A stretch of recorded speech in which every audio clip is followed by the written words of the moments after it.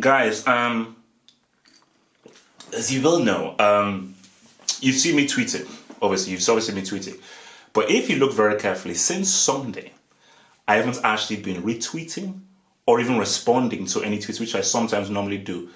That's because, guys, I've been on a social media blackout since Sunday. So those tweets that you're seeing is because I have a program, which means that I can tweet without actually being on the platform of on Twitter. So again, I'm sure I'm going to have like hundreds upon hundreds of notifications and messages. But again, because I don't want to view any spoilers, I've literally not been anywhere on social media since Sunday based on Game of Thrones thing, yeah, but mainly Endgame. I know the premiere was on Monday, so I know right out there people already. I don't want to know anything before going in here. I don't want to know anything before going in here. But guys, here we are. Just to reiterate, Infinity War wasn't it? Nah, Infinity War wasn't it? Infinity War focused too much on Thanos, the villain. They did present Thanos well. Thanos was obviously well acted and well realized by Josh Brolin, and the effects were amazing. But he's the villain. He's the bad guy. I don't want to empathize with the bad guy. I don't want to care about the bad guy. I want them to hate the bad guy. And we were trying to empathize with him, which didn't make any sense. No, okay, I need a Sauron, Darth Vader, Scorpio from flipping Dirty Harry kind of villain. And they did Captain America dirty, man. Captain America is the glue. Him and Iron Man too, but Captain America is the glue. Captain America is my favorite character. And Winter Soldier may be the best film, or some may say Civil War. My personal favorite film out of all this Marvel film, and I'll say my top 5 favorites comic book film of all time is the first Captain America. I've watched it a lot of times, and that just for me personally, I just think that's just a great film, personally for me. Objectively, yeah, it's maybe a 7 out of 10, but for me it's like a 9, because I just think that film just hits many amazing notes, and one of the best things about the film, apart from Joe Johnston's directing and Alan Silvestri's amazing score, is Chris Evans. You know, Captain America is not supposed to walk. He's supposed to be a bit cheesy. He's supposed to be very one-dimensional. What Chris Evans has able to hone in on the soul of the character has been quite incredible, and which is why he's been so beloved through forth. So, 3 hours. I will be watching it tonight, hopefully. A midnight showing, because again, there are a few complications. Hopefully I will. So I'll either be watching it midnight tonight or earlier in the day tomorrow. So until I watch it, I cannot be on social media. I cannot be anywhere on social media. So I'll be putting out, obviously, post matches and everything, Manchester Derby and everything, but I cannot go there to respond to you until I see the film. Okay, I'm going in there. 3 hours. 3 hours, that's a long time. That's a long time. We're not getting into Godfather Lawrence of Arabia territory right now. So the Russos are going all out. They're going all out. What am I expecting? I'm expecting a better narrative than I saw in Infinity War. I think they have to really deliver from a story point of view. Obviously, I think the key thing and the managers where everyone knows is how do we bring those guys back? How do we bring our friends back? But I think everyone pretty much knows what should really happen. Someone's got to die. Film and in stories, the death, the sacrifice is what hits home, especially to the characters that we love. And the only 2 characters that this should really happen to for this to have a profound emotional effect on all of us. Most people think that Captain America is the one, because when we look at what Captain America is about, one of the most powerful scenes in all these comic book films was in the first Captain America film, when the general, by Tommy Lee Jones, he throws the grenade and you see Steve Rogers go on the grenade, but he doesn't know that the grenade is a fake grenade. But because he's willing to die and sacrifice for himself, he actually went there, said, go away, but he was willing to blow himself up to save the others. And that's when the guy knew, nah, this dude has that heart. This dude is special, which is why they then gave him the serum. So if anybody is going to sacrifice themselves in order to save the others, it's going to be Captain America. That's what it's about. That's what it's built for. This is why everybody's pretty much assuming and presuming that, yeah, if we're going to have to sacrifice, if there's going to have to be a death, if there's going to be someone has to pay a price, it's going to have to be him. Because, well, let me be real with you. Okay, I'll get to that one. Now, that is the one that people are expecting. And I'll be happy. Be happy because Cap is that dude, man. Cap is my guy. I roll with Cap. Cap is my guy, man. So if that happens and they execute it well, could be emotional, but that's if they execute it well.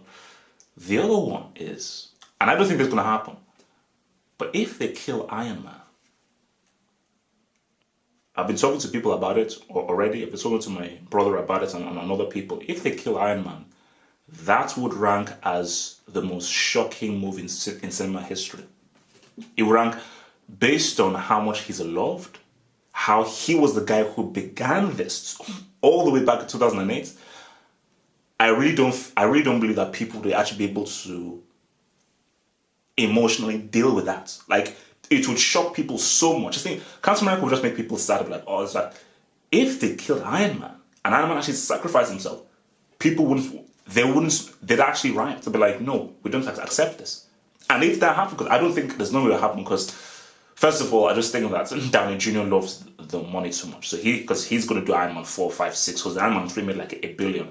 And I just think that Marvel would still want to use him for future films. So I don't think Marvel have the balls.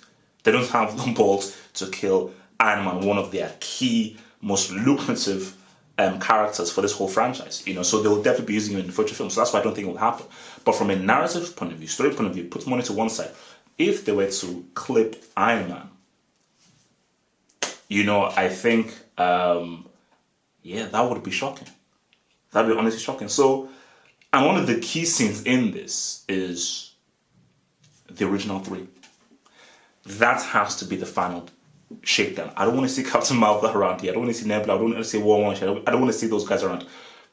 This is about going old school. The original 3.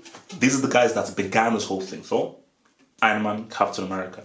I believe those were the first 3 films that were released. So the original 3 going up against Thanos, that's how it's supposed to be. And it's about how do these guys figure out how to take down Thanos. To be honest, Iron Man and Captain America can't do much against bloody Thanos. The only way they can even do anything against Thanos is if he's weakened by a god. So the only guy that can step to Thanos is Thor. Thor is the only dude that can step to flipping Thanos. So he has to weaken them. Then it's about what can Captain America and Iron Man do. But I just feel, again, I don't know how they've written this. Someone's going to have to sacrifice themselves. And that sacrifice is what is the real catalyst with bringing the others back. That's the real catalyst of bringing the others back, Because again, this is just my inklings, not really read much. I believe, just from knowing about the comics, the Captain America shield and status may be passed down to Bucky. So I think Bucky may take up that mantle and be that dude as Captain America going forward. So that may be a possibility, which I'm not sure what will happen. Because there's a Falcon Bucky series, and maybe that whole thing won't happen. But look, man, again, I don't know what to expect. 3 hours is a long time. Is that too long?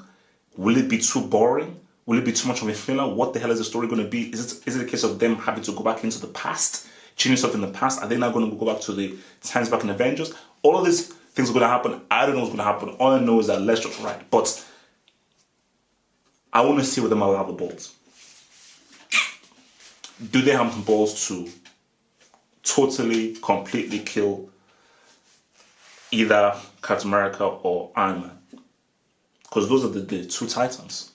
Those are the 2 titans that, like, do they have the balls to kill either one? Because what I don't want is like an open-ended thing where, like, oh, is he dead? Is he not dead? And so people are thinking, oh no, he will still be alive. I want a categorical sacrifice. So I want a categorical sacrifice. That is what is needed for this thing to go right in there, bruh. Endgame, man. Flipping Endgame. So it's the Endgame. It's about laying it all on the line and just going fully. So I wouldn't say I'm excited because, again, Infinity War somewhat disappointed me. But I'm just anticipating what's going to go down. Because I think, again, 3 hours is a long damn time. And I think the beauty of the teasers and the trailers is we don't know that much of the story. The trailers have not really revealed that much. So we're pretty much still left in the dark as to what's going to happen. So, for me, I say let's get it on, man. Let's get it on, man. Let's just see how this crew come together. I don't have, like, I think the main thing is they had to find a way of getting that Infinity Gauntlet off of Thanos. With the Infinity Gauntlet, he's unbeatable. Because I was reading some people saying that stuff. As long as he has the glove, you can't beat him. Because, first of all, he's got the strength, he's got the power, and he's got time. So anything you do to him, he can just rewind back time, is what he did in Infinity War. So I think the main thing of what they've got to figure is like, how do these guys... I think, what I believe is they're going to use Ant-Man. And they're going to use Ant-Man's time travel capability, which I think you saw a bit of in the first Ant-Man when he went into this kind of weird, crazy plane. So,